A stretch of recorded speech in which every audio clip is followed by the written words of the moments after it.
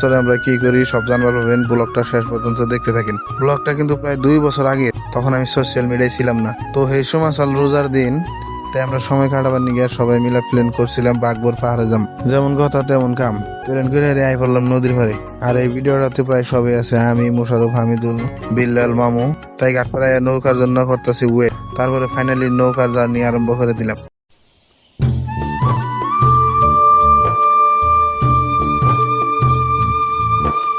নৌকা থেকে নামার পরে ব্যাকসিট গোয়া আমাদের দিল খোসা, তাই যার যার বাইক নিয়ে গোয়ার ঘুরে কিরমি দূর করতেছে।